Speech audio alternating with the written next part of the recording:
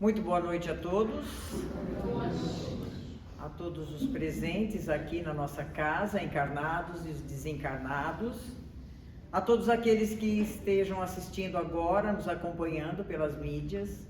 A todos aqueles que venham a assistir num outro momento, um outro dia, um bom dia, uma boa tarde, uma boa noite. Meu nome é Carmen. Hoje é dia 1º de julho do ano de 2025. Nós estamos na Casa Espírita Irmãos Ilcim e Fabiano, na cidade de Carapicuíba, que faz parte da Grande São Paulo. Como sempre, agradeço de coração a presença de todos que vêm aqui somar, emanando o amor, o carinho, a gratidão, que vem aqui somar conosco todo o amor e carinho que nós vamos dispensar para o nosso planeta, com tantas brigas, com tantas desavenças, precisando de equilíbrio, E que aqui nós nos juntamos para que as coisas sejam melhores. Se não conseguirmos emanar para o mundo, pelo menos para nós, para a nossa família, para o nosso bairro, para o nosso ambiente de trabalho.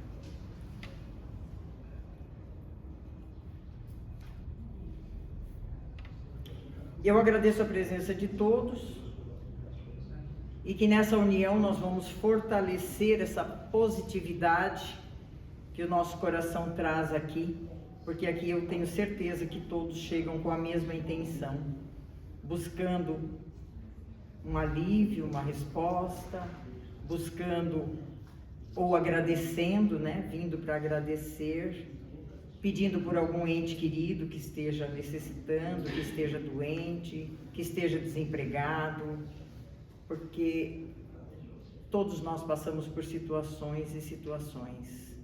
Ninguém é diferente de ninguém.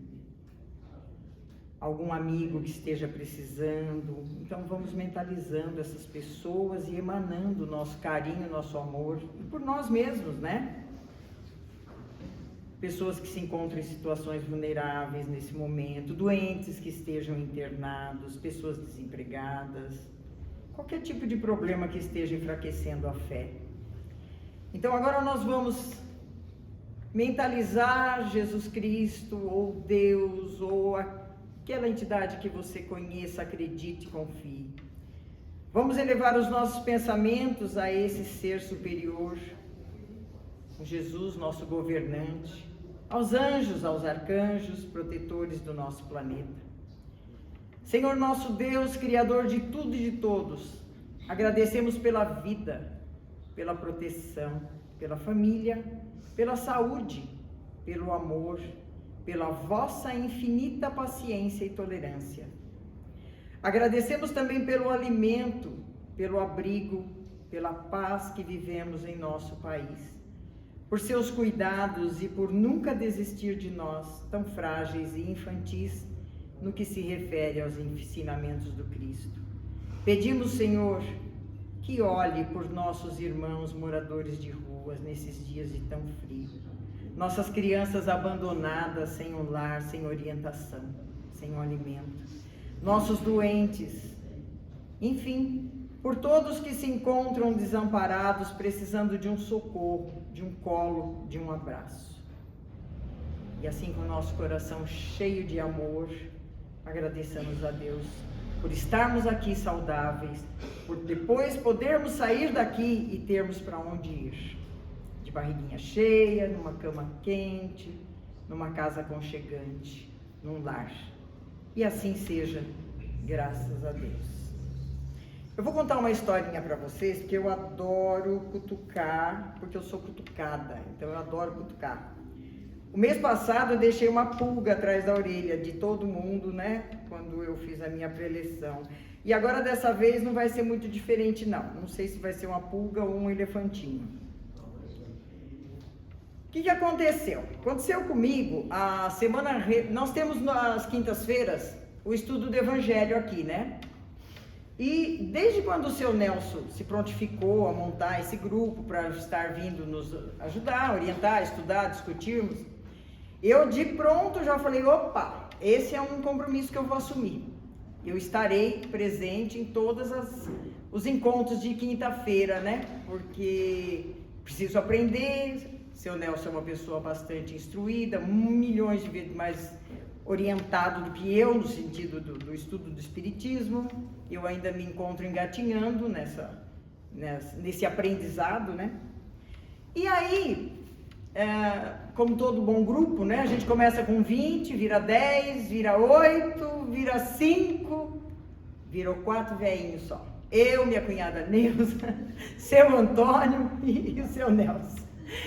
Nós temos uma regularidade das quintas, mas coincidiu de eu viajar numa semana anterior do Evangelho, e então eu não estava presente, feito o estudo, numa sequência, a gente faz a anotação de onde parou para dar sequência, porque a gente conversa, a gente discute, não é só uma leitura, tal. Bom, me liga o seu Antônio, Dona Carmen do céu, aconteceu um imprevisto aqui em casa, não vou poder ir no Evangelho.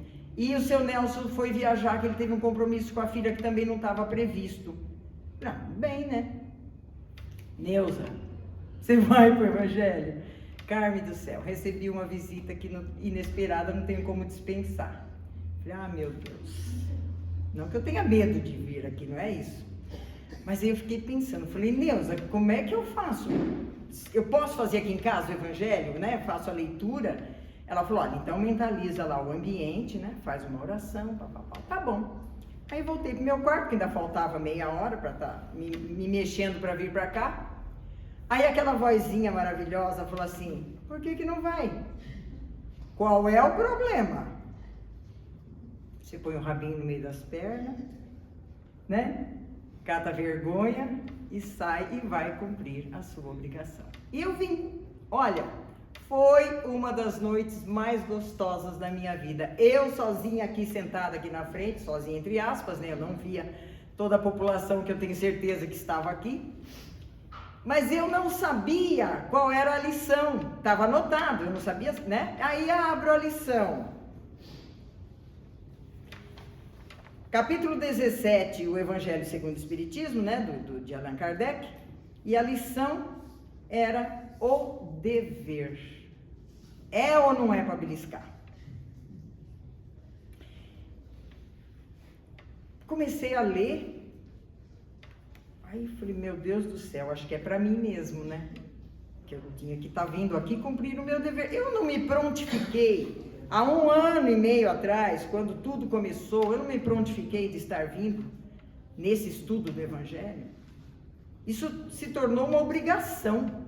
A partir do momento em que você se conecta e se compromete em fazer com a espiritualidade, é como o Evangelho no lar.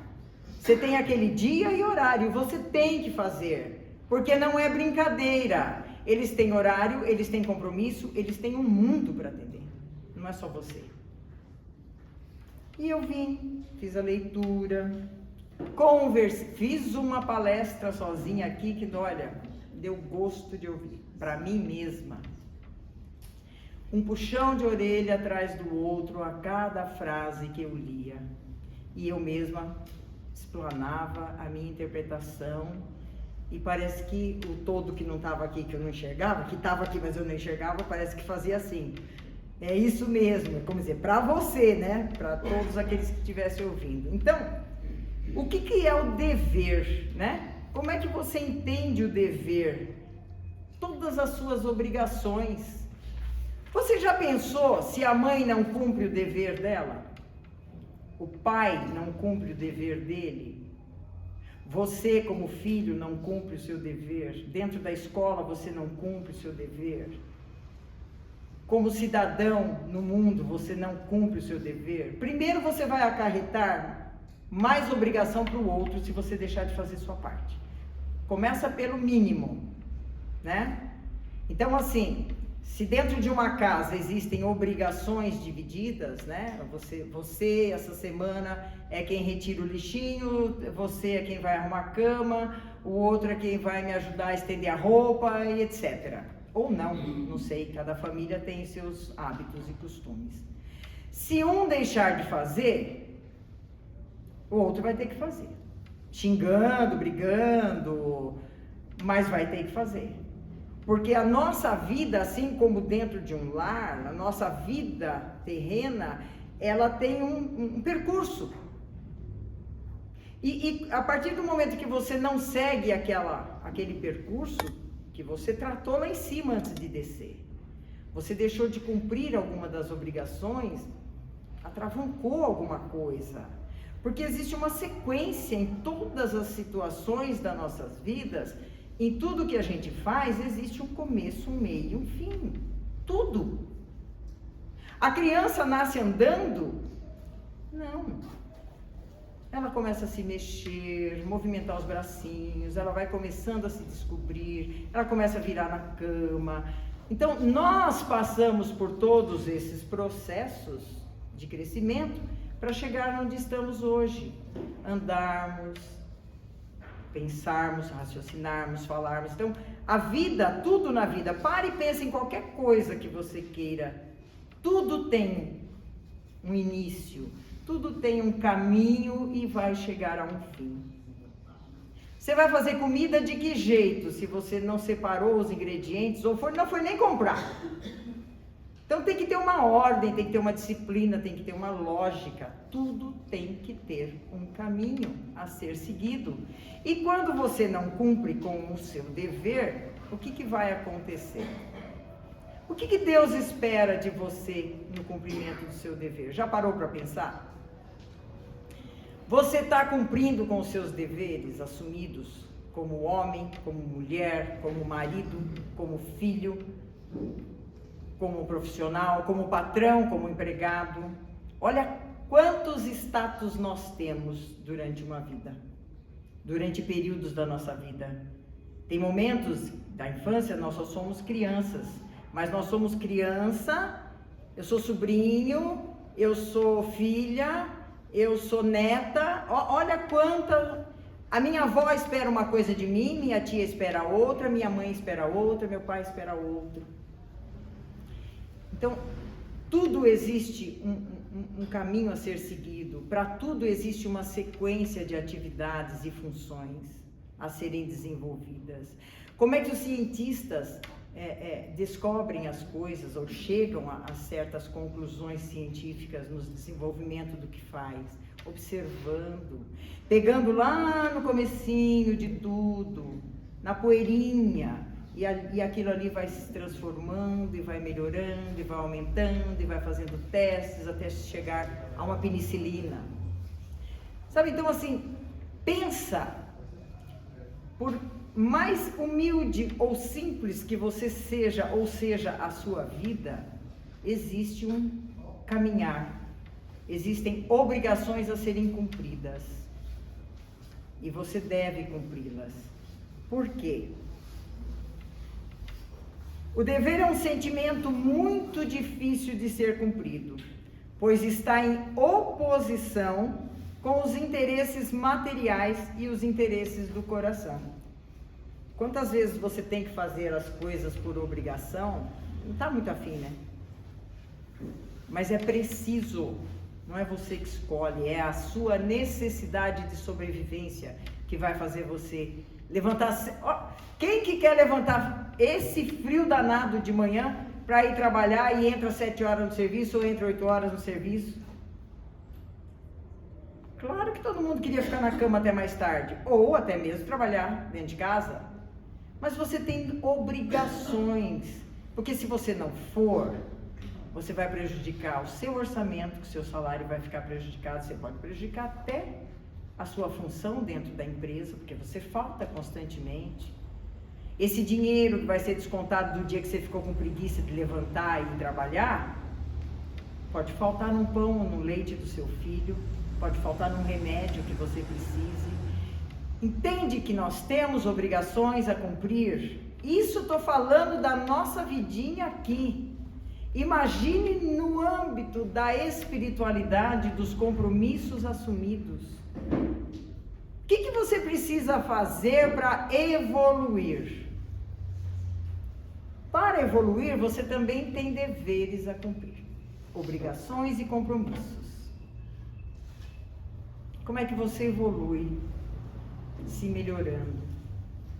Quem é que passou aqui há 2000 anos atrás e deixou os ensinamentos de como evoluir, que é através do amor? Como é que você desenvolve o amor? Como é que você trabalha isso em você? Já pensou que é um dever amar?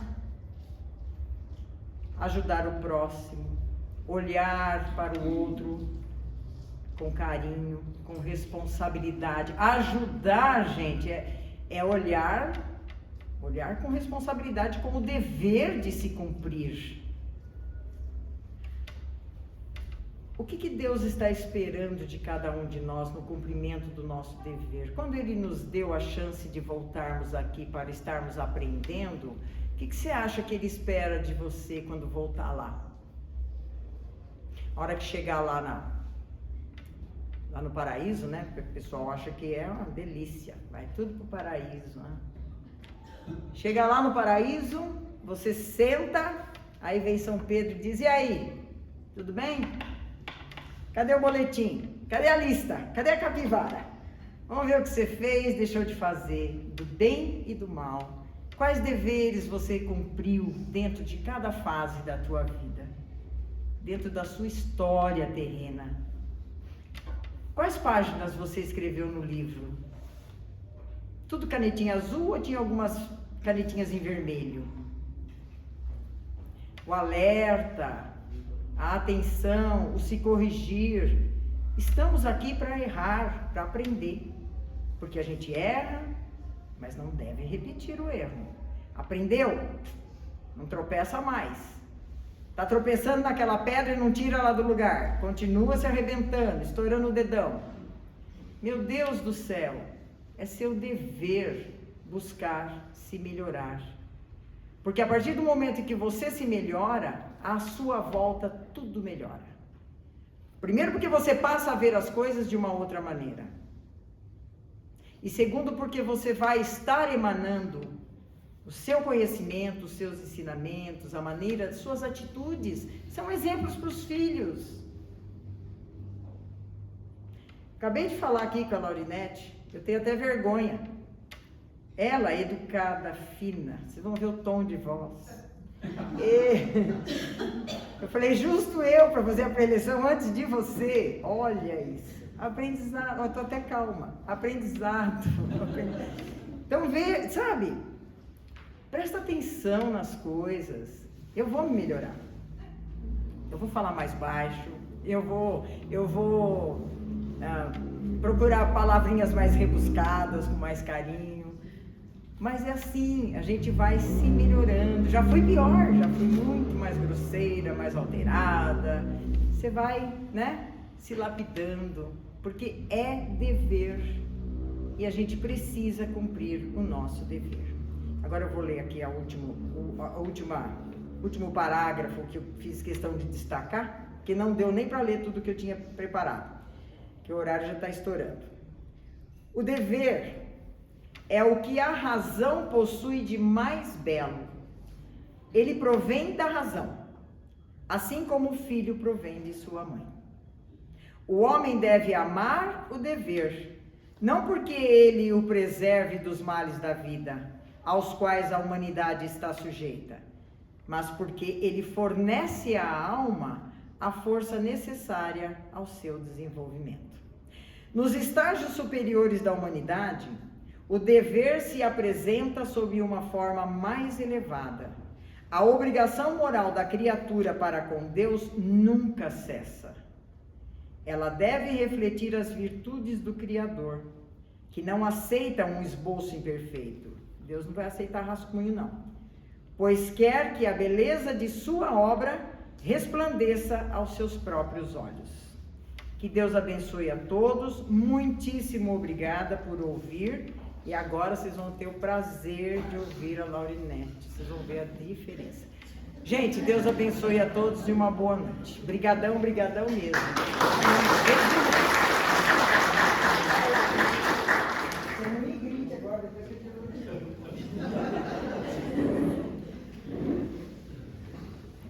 Boa noite a todos. Boa noite. Só que ela acabou me prejudicando, né? Porque a responsabilidade é grande agora.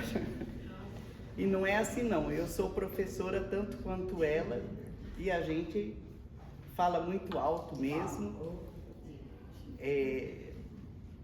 Hoje são poucos alunos na sala, mas quando eu comecei no magistério, no ensino médio, eu cheguei a ter 62 alunos estudando quando eu ministrava aula ou na Salomão Jorge ou no Fornazar. Hoje é lei, né? 30 alunos no máximo na sala, que não era essa a realidade 30 anos atrás. Então hoje nós vamos bater um papo. Eu não sou palestrante, eu bato papo e eu transmito o que eu estudei, como todo professor, né? A gente estuda primeiro para depois ensinar. E a vida tem me ensinado algumas coisas muito mais de 4 anos para cá, quando meu filho voltou para a pátria espiritual. Eu tive que reaprender a viver. E é isso que nós vamos conversar hoje. Qual é o sentido da vida na perda de entes queridos? Quem já não devolveu para a espiritualidade alguém amado? Um pai, uma mãe, um filho, uma filha, não é? Então é sobre isso que nós vamos conversar.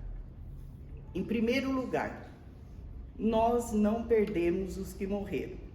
Eles apenas passaram do corpo físico para o espiritual. É difícil aceitar isso? Sim, é muito difícil. Imagina uma mãe acostumada a conviver todos os dias com o filho e devolver o filho para a espiritualidade, não ter mais a presença desse filho em casa, não ouvir mais a voz dele, não abraçar mais, não é? Como disse a Carmen, tem os encarnados que nós estamos vendo. E quantos outros desencarnados que nós não vemos, não é? Então, essa situação é muito difícil para nós, sendo espíritas ou não. Às vezes as pessoas pensam, mas aquela pessoa espírita vai tirar de letra, devolver para a espiritualidade um ente amado. E não é assim, não é? O Ricardo é um filho que eu não gerei, amigo de infância desse meu filho, hoje ele veio prestigiar minha palestra. Ele sabe o quanto eu chorei durante um ano, o quanto eu briguei com Deus. Olha que eu criei os meus filhos dentro da Federação Espírita de São Paulo. Se eu que estudei a vida toda foi difícil, imagina uma pessoa que, como diz a Carmen, está engatinhando na espiritualidade. E a gente vê que mesmo todo o estudo vai por água abaixo quando a gente se depara com uma situação dessa. Então, aqui no estudo diz assim, foi o momento da partida deles para o plano espiritual. Continuamos a amá-los da mesma forma, pois os laços que nos unem não são rompidos pela morte. A morte não mata ninguém, ela apenas muda a nossa forma de existência. Ela nos retira do corpo, mas não da vida. É apenas um retorno à vida verdadeira, à vida espiritual. Não fomos criados para a morte ou o sofrimento. A separação é parte do processo necessário para a retomada da verdadeira existência, o plano espiritual, onde seguimos evoluindo. Então, ninguém vai antes da hora. Absolutamente ninguém. Às vezes a gente diz assim, mas aquela pessoa passou por um lugar onde estava tendo um assalto e ela levou um tiro e ela morreu. Estava previsto isso, não é? Mas foi num acidente. Estava previsto. Teve um infarto fulminante. Estava previsto. Né? tudo quando a gente volta aqui para a Terra, que é uma oportunidade maravilhosa. Todo mundo anseia por conseguir um corpo para voltar.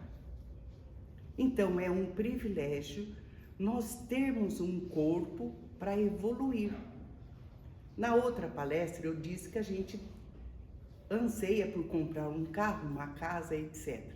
Mas imagina quantos espíritos, quantos amigos gostariam de ter a oportunidade de voltar. Então, aqui diz assim, ó, mesmo a chamada morte súbita é no plano espiritual algo previsto, programado, necessário ao curso da alma. Jesus disse, a cada um será dado conforme as suas obras. Mateus 16, 27. Então, como diz a Carmen, quando a gente voltar para o lado de lá, nada do que nós fizemos aqui, os títulos que nós adquirimos, não terá valor nenhum do outro lado. Ninguém vai querer saber, olha, a Laurinete fez tantos cursos universitários, tantos outros cursos, ela trabalhou na educação, ela fez isso, fez aquilo. Não. Ninguém vai querer saber os bens que eu tinha, os diplomas que eu tirei. Vai puxar minha capivara, como diz a Carmen, e ver o que eu fiz de bem. Eu olhei para os meus irmãos necessitados, eu me preocupei num frio desse, com os irmãos que estão na rua. Imagina quantos não sucumbem com um frio desse. Se nós que estamos aqui, com casaco, com meia, com bota, com encharpe, estamos sentindo frio, imagina quem não tem nenhum cobertor. E é isso que vai contar do lado de lá. Depois aqui diz assim, ó, a morte não é nada, eu apenas passei para o outro lado do caminho. Isso quem disse foi Santo Agostinho. Então, nós espíritas temos o privilégio de saber que caminhamos com os nossos entes queridos. Porque ninguém nasceu em lugar errado. E ninguém vai voltar para a casa do vizinho. Nós vamos voltar para o nosso grupo. Então, o nosso parente que foi na frente, nós vamos carregar ele de novo, ou como um neto, ou como um bisneto, ou como um sobrinho. Nós vamos receber ele de novo no nosso grupo. Por isso que na outra palestra eu ainda disse que nós temos que sempre aconselhar os nossos filhos a gerarem filhos. Porque os nossos parentes, os nossos amados que estão do outro lado, precisam retornar para o nosso grupo. Se eu, por exemplo, devolvi um filho para a espiritualidade, que não tinha filhos, mas eu tenho mais 2. Se esses 2 não fizerem filhos, para que esse ser amado volte como neto ou bisneto, eu não vou carregar um gato, um cachorro e dizer que é meu filho. Não é verdade? E hoje tem muitos pais de pets. Sou contra o animal? Não. Mas o nosso ser, que está do outro lado, não vai regredir e voltar como um cachorro ou um gato, ou um periquito, ou uma arara. Ele precisa de um corpo humano para evoluir. Então, se aqui o Santo Agostinho diz que a morte não é nada, apenas passamos para o outro lado, diante disso precisamos compreender nossa vida espiritual será consequência das atitudes aqui. Fizemos amigos? Teremos amigos do outro lado? Amamos a nossa família aqui. A nossa família é o nosso cadinho evolutivo. Ninguém nasceu de pai e mãe errado. não é? Nós iremos reencontrar todos aqueles que nós vivemos aqui. Já pensou se fomos maus filhos? Vamos encontrar do lado de lá os pais que maltratamos. Se fomos péssimos pais, vamos encontrar do lado de lá os filhos que não ajudamos a evoluir. Porque o nosso grupo está aqui e está lá. Os que estão do lado de lá estão torcendo e trabalhando para a gente conseguir realizar as coisas, os compromissos que assumimos. Os laços verdadeiros do amor não se dissipam com a morte, ao contrário, tornam-se mais profundos. Aqueles que regressam ao plano espiritual e se amavam continuarão ligados. Sentirão falta, sim, e isso é natural. Mas reencontros já estão previstos, pois os espíritos afins se agrupam. Então, olha, espíritos afins se agrupam. Numa família com 5, 6 ou 10 membros, não tem lá um que é a ovelha negra, que ninguém se dá bem com aquele? Tem ou não tem? Tem uma cunhada que é odiada, tem um cunhado que é odiado, tem um filho que não é compreendido, tem um pai que não é respeitado. E todos fazem parte do nosso grupo. Não nascemos em grupo errado, não. Não casamos com as pessoas erradas. Não geramos filhos errados. É o nosso grupo. É o nosso cadinho evolutivo. É fundamental compreender que o ente querido que partiu não é posse nossa. Os filhos não são nossos. Eles nos pediram para vir na frente e abrir caminho para eles.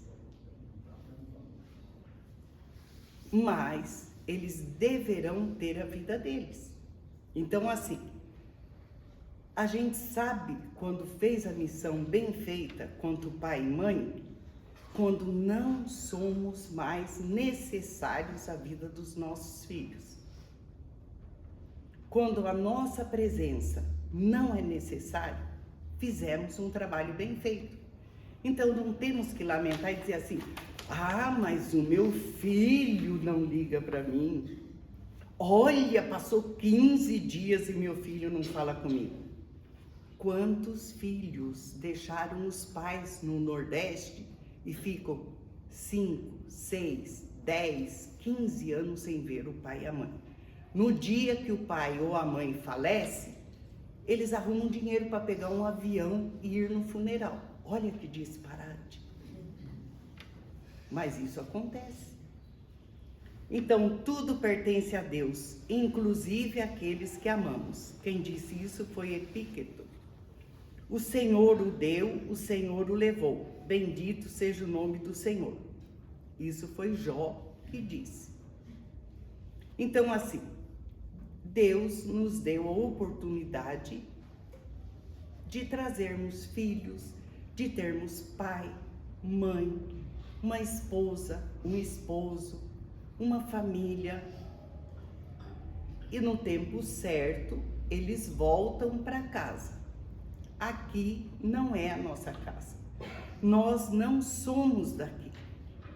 Somos espíritos eternos num processo evolutivo na Terra. Porque aqui é escola e é hospital. Ou estamos aprendendo, ou estamos nos tratando.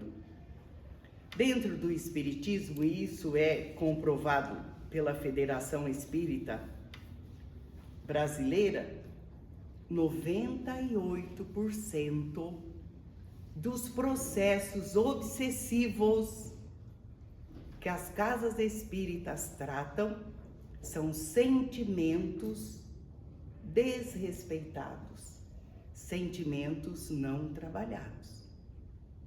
São aqueles entes queridos que foram maltratados por nós, que voltam cobrar a nossa evolução, o nosso amor e entendimento.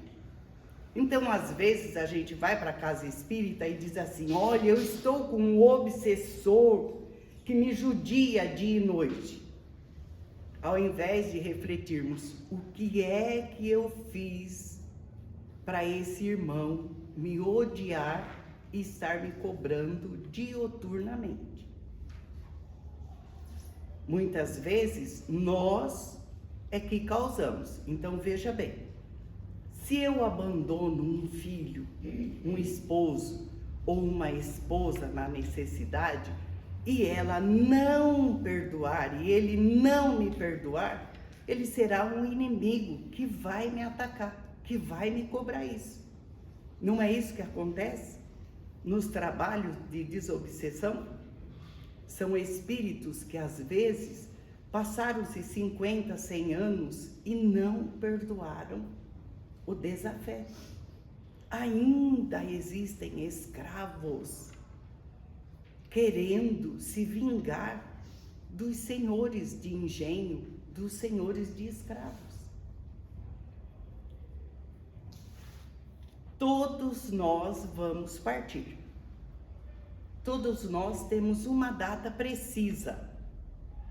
O dia que nós nascemos e a hora que nascemos. Isso consta nos nossos documentos.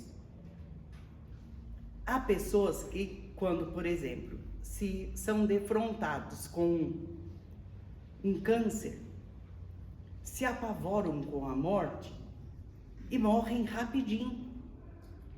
Vocês já viram pessoas que sabem da notícia do câncer, em 2, 3 meses vão embora? E há pessoas que lutam anos a fio e até se curam do câncer. Tem ou não tem? Agora, já pensou se assim, Laurinete, terminando a sua palestra, você vai ter um infarto fulminante e vai voltar? Ah, então eu não vou para a palestra, que depois da palestra eu vou morrer, vou ficar quietinho em casa. Não é? Todos nós vamos partir. Se nos empenharmos em aprender sobre a vida espiritual, desde já poderemos ser ajudadores, tanto dos que ficam quanto dos que já partiram. Quando chegar nossa hora, com mais entendimento, nossa transição será mais serena. Se alguém que amamos partiu, é porque era o momento de retornar para revisar trajetórias, reconhecer acertos e aprender com os erros. Lembra que a Carmen disse assim: todos nós erramos. Isso é a lei da vida. E às vezes a gente aprende mais com os erros do que com os acertos, não é? Se tivermos consciência de estarmos nos policiando. A Carmen ainda disse, a gente não tem que ficar prestando atenção no outro. A gente tem que se corrigir e a partir da nossa correção, a gente vê o outro de maneira diferente. E é sempre assim. Mas nas famílias a gente sempre diz assim, não, mas eu tenho que orar para Maria mudar, o José tem que mudar, o Antônio tem que mudar. Não é isso que a gente faz? Não, a gente tem que se modificar. Aí eu vou enxergar o José diferente, enxergar a Maria diferente, enxergar o Antônio diferente e a minha vida vai ser melhor. Todas as psicografias, os irmãos que já foram, diz assim, ô fulano, aproveite, estude mais sobre a vida, ore mais, tenha mais paciência. Porque já pensou, a gente, como disse a Carmen, achar que a gente vai chegar no umbral, ou vai chegar lá no nosso lar, ah, eu sou espírita, eu vou direto para o nosso lar. Mentira, nem o André Luiz não foi.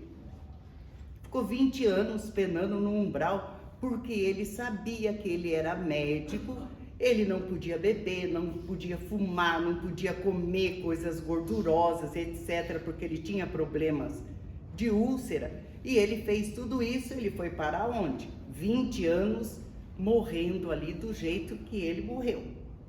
até a oração de uma senhora que ele salvou, o marido dela. Ela orava por ele e a oração daquela senhorinha fez com que ele fosse socorrido no umbral, não é?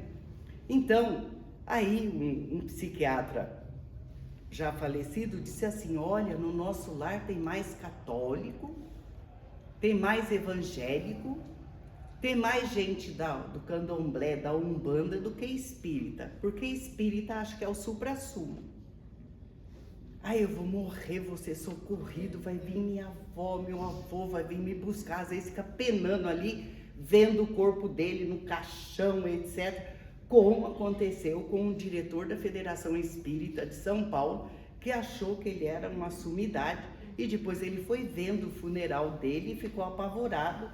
E uma senhorinha que estava vindo de Minas para o funeral dele, orando para ele, ele foi retirado, o espírito dele foi desligado ali através da oração da senhora. Então aqui, ó, a alma não morre, apenas deixa o invólucro que a revestia. Isso foi Platão que disse. E João disse assim, ó, na casa do meu pai há muitas moradas. Então a gente não se iluda de que assim, eu vou ser salvo. O que você fez de bem que vai te dar o direito da salvação. Na hora da dor, do luto, perguntamos: será que eu estou prejudicando quem amo com a minha dor, com o meu choro? Quem não chora, não é? Eu lembro que eu fiquei meses andando pela casa, eu não chorava. Eu urrava e brigava com Deus.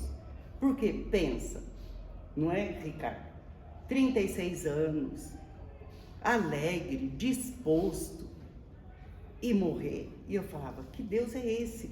Eu tinha estudado a Bíblia de capa a capa, e tem tantos milagres ali, um milagre não aconteceu na minha casa. Então, quantas pessoas não pensam isso e às vezes desanimam, sucumbem diante da dor. O ente querido pode estar em tratamento espiritual, se restabelecendo, e nossas vibrações de sofrimento podem inquietá-lo, dificultando sua recuperação. A prece é o canal mais eficaz entre os dois mundos, disse Chico Xavier. Então, quando a gente recebe uma psicografia, sempre vem lá, olha, eu sou do Hospital de Maria, peço para a família orar, o seu ente querido está dormindo, se perturba com o choro, peço que a família se contenha, ore mais, estude mais e chore menos, não é? Nossos mortos não estão mortos, estão apenas invisíveis, disse Leon Denis. O que ajuda é fazer prece, vibrar por sua paz, recordar com ternura os bons momentos, agradecer pela convivência e desejar sua evolução. Então, se o nosso ente querido está apenas invisível, do mesmo jeito que a gente conversava com a pessoa querida, a gente pode conversar sem aquele sofrimento, aquela agonia, e a pessoa, onde estiver, vai receber, não é? Relembrar conversas boas, relembrar passeios bons que tenha acontecido e dizer, olha, eu sinto saudade dos nossos passeios, eu agradeço tudo que você significou na minha vida, tudo que nós aprendemos juntos, e a pessoa vai ficar melhor do outro lado e nós também vamos melhorar. Lembre-se, o telefone só toca de lá para cá. Não devemos exigir contato, mas estar abertos em prece e serenidade para que a presença deles nos toque o coração. Se um dia a saudade apertar, olhe, a oração é ponte segura entre corações separados pela matéria. Quem disse isso foi um grande amigo e mestre da minha vida, O Valdo Vieira. Então, o Valdo Vieira, eu tive o prazer de passar a minha juventude estudando as coisas dele, levar os meus filhos para estudar as coisas dele, irmos muitas vezes, não é, Ricardo? Até Foz do Iguaçu, quando ele mudou para lá, continuar aprendendo com ele, né? E ele dizia assim: viva bem, sendo responsável por quem caminha do seu lado, ensinando e aprendendo, que a gente vai reduzindo as idas e vindas. Quando a gente assume, como disse a Carmen, a responsabilidade por todos os compromissos assumidos e faz da melhor maneira possível, a gente está deixando de ir muitas vezes para o outro lado e implorar um corpo para voltar para esse, né? E ter a consciência. Porque o Valdo ensinava que a gente pode conscientemente ter um contato com o seu mentor, com o seu grupo espiritual e ir corrigindo todos os erros cometidos, porque todos nós cometemos, não é? Nós estamos aqui para oportunidades de refazer a trajetória. A verdadeira família nossa é a espiritual, não é? Aquele ser querido que caminha com a gente, que nos entende, que nos ama, que nos protege, é a nossa família espiritual. Mas aquela ovelha negra que está ali e a gente tem que aprender a amar, é o nosso cadinho de erro do passado. Se está convivendo com a gente, é porque a gente tem que aprender a amar. É só o amor que reduz as nossas idas e vindas. Aqui nesse plano, tudo é transitório. Uma escola onde somos testados e aprovados e aprimorados. Então imagina, quem estava num banco ou está num banco escolar, a gente já passou pela fase da pré-escola, já passamos pelo Fundamental 1, Fundamental 2, ensino médio, o curso universitário, e se escolhermos profissões como ser um médico, um advogado, um cientista, não podemos parar de estudar.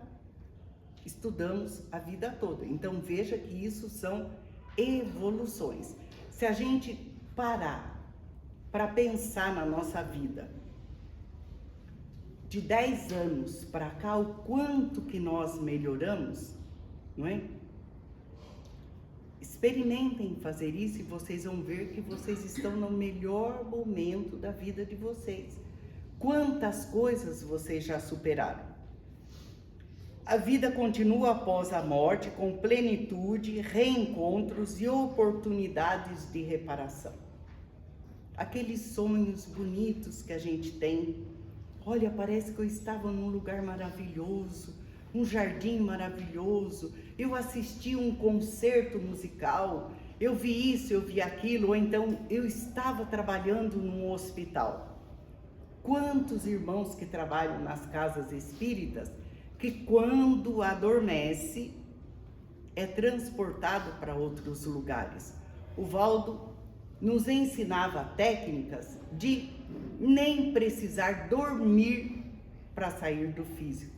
A gente ter consciência que através do estudo, você pode se desligar e ir e ter o contato com o seu mentor. E quanto mais você estuda e se aprimora, mais intuição espiritual você vai tendo para corrigir os erros. O que semeia na carne, da carne ceifará corrupção, mas o que semeia no espírito, do espírito ceifará a vida eterna. Isso está em Gálatas 6:8. Então a gente tem que aproveitar a nossa estadia aqui para fazermos o melhor em todos os lugares que estivermos, em todos os compromissos assumidos, porque ter uma família é um compromisso assumido, não é? E às vezes a gente fica muito zangado com uma casa desarrumada, com roupas que os nossos filhos deixam jogados, ou o esposo ou a esposa. A gente quer assim, não, mas você tem que me ajudar a fazer isso. Não é? E temos que ter consciência, homem ou mulher, na casa em que vivemos, não sobrecarregarmos quem convive conosco. Se você usou um copo, lave. Se você usou um prato, lave. Se você ajudar a organização da casa, ninguém ficará sobrecarregado. E isso é responsabilidade evolutiva. Já passou aquela fase lá dos homens 40, 50 anos atrás, que não trocavam uma fralda, que não ajudavam a limpar uma casa, que não ajudavam a lavar uma roupa, porque isso não era ser homem fazer isso, não é? Nós, da geração que tem mais de 60 anos, vivemos isso, não é? Que as mães até não falavam, não, é você que vai limpar a casa, o fulano e o ciclano não pode, porque eles são homens. Já passou essa fase, evoluímos. E aqui ainda diz assim, ó, como superar o luto? Não sabemos quanto tempo o luto permanecerá, mas é preciso aprender a conviver com a ausência física. É natural que o primeiro ano seja muito difícil. Podemos chorar, sim. Chorar é diminuir a profundidade da dor. Isso quem disse foi Machado de Assis. Então, a gente tem que chorar mesmo, não tem que ter vergonha de chorar. É necessário chorar, não é? Para aliviar até o nosso sofrimento. Porque, olha, uma mãe chora quando dá à luz, não chora? Ela chora de dor e depois ela chora quando contempla o rostinho da criança. Choramos quando levamos a criança pela primeira vez na escola. Quantas mães não choram no primeiro dia de aula? Depois nós choramos quando os nossos filhos vão conseguindo as vitórias deles. Quem não foi numa festinha escolar? Que o nosso filho nem sabe dançar e a gente está chorando de emoção. Depois a gente chora na formatura deles. Depois choramos muito quando eles escolhem alguém que vai casar. Que a gente fala, meu filho, minha filha vai embora. E se o José judiar dela? E se a Maria não cuidar do meu filho? Não é? A gente chora. Então, como que a gente não vai chorar? No luto. A dor faz parte da vida, mas precisamos reagir, seguir em frente. A vida de cada um é o que as suas ações constroem. Isso quem disse foi Sêneca. Os que semeiam em lágrimas, com cânticos de júbilo colherão. Está no Salmo 126. A partir da dor, precisamos construir um novo sentido para a vida. É essencial retirar a amargura do coração. O amor puro é o mel da vida, mesmo quando amargo de saudade. Sêneca que disse isso. Então, assim, olha, o amor puro,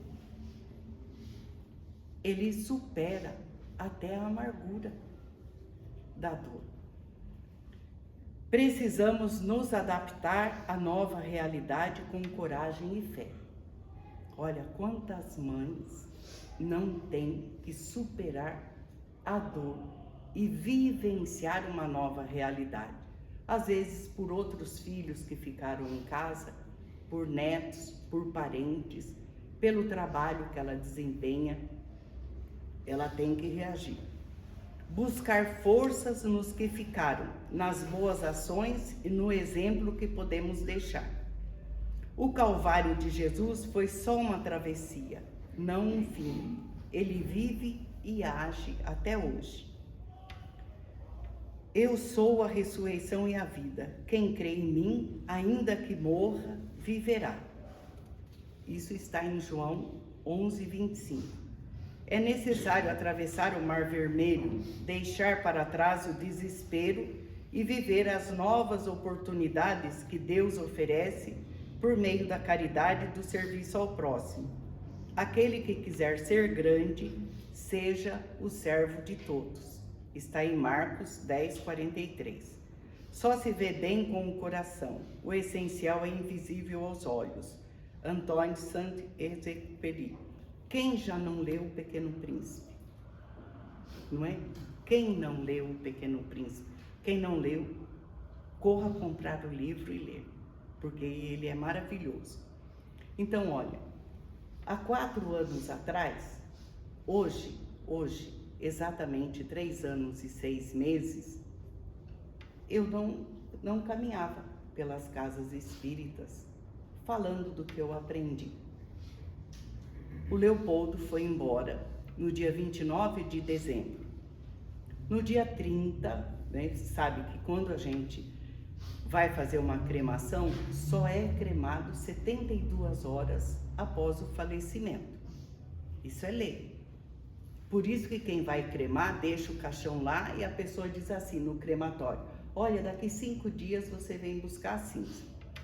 Isso foi em dezembro, 29 de dezembro, não é? Então imagina, nunca mais a passagem de ano vai ser a mesma coisa, não é?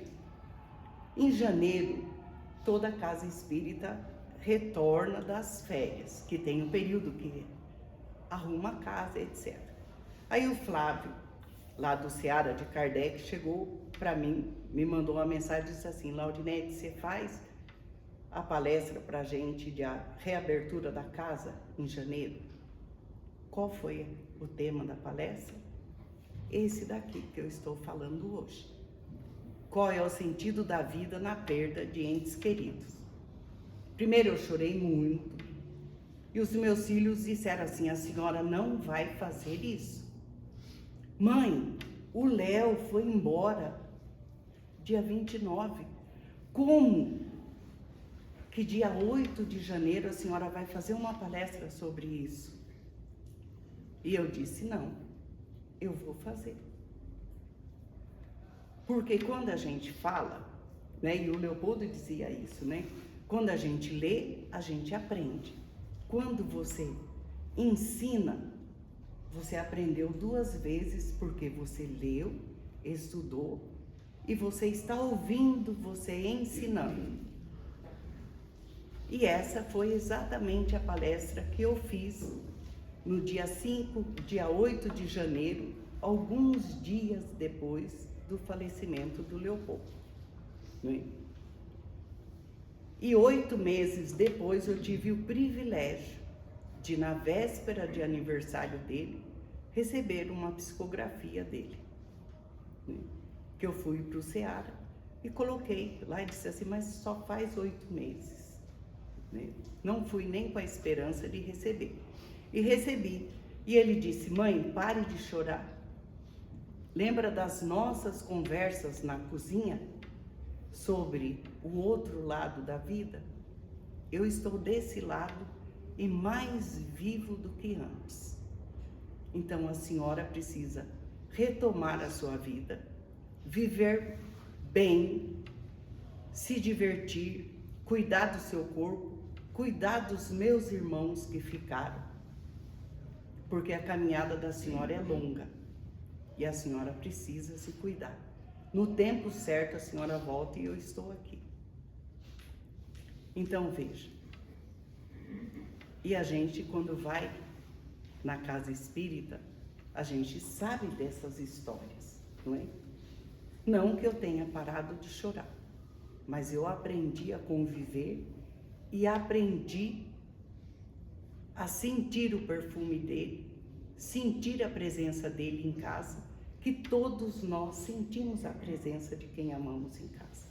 Às vezes, quando lembramos de uma mãe querida, é ela ali do nosso lado, às vezes nos abraçando, e a gente não tem entendimento para isso. Na outra vez que eu vim na palestra aqui, eu vi os filhos da Regina, na hora que ela me deu o passe. Eu vi um de cada lado. Então, isso é bênção na nossa vida. Só temos que estudar para aceitar isso e saber que assim, ó, a nossa vida, hoje temos o corpo, amanhã não teremos. O nosso ente amado está sem o corpo físico dele, mas o espírito dele nos acompanha. Então era essa a nossa conversa de hoje. Lá e cá, a vida é boa. Não importa do lado que estejamos, né? Tem uma música que diz isso. Dos dois lados, a vida é boa, se soubermos levar a vida com responsabilidade. Vamos e voltamos quantas vezes for necessário para chegarmos perto de Jesus. Era essa a nossa conversa de hoje. Obrigada pelo convite de novo. Deus os abençoe. Faça a oração. Então, nesse momento, vamos ligar o nosso pensamento a Deus, nosso Pai de amor e misericórdia. Aquele Pai amoroso que nos dá a oportunidade do aprendizado quantas vezes for necessário para evoluirmos, para nos purificarmos. Senhor Deus, Pai amoroso, nós vos agradecemos a oportunidade de termos um corpo para evoluir. Orienta-nos, Senhor Deus, a cuidar bem do nosso corpo, para podermos cumprir a nossa missão assumida do outro lado. Nos prepara para vivermos bem com o nosso grupo familiar, a amarmos sem medida, sem nos preocuparmos se somos amados ou não, a protegermos sem a preocupação de sermos protegidos, porque o Senhor nos protege, nos ama e nos guia. Abençoa, Senhor Deus, a nossa casa, todos que lá convivem conosco. Retira dali, Senhor Deus, o que não provém de Ti. Limpa tudo o que não diz respeito à nossa evolução e nos dá, Senhor, entendimento para caminharmos dentro do Teu amor e da Tua misericórdia. Dá-nos da Tua alegria, da Tua paz e que possamos, Senhor Deus, cada vez mais fazermos com que o Senhor cresça em nós e nós possamos nos diminuir no serviço ao nosso próximo, amando e protegendo quem caminha conosco. Sê conosco, amado Pai, hoje e sempre. Que assim seja, Senhor. Obrigada, gente.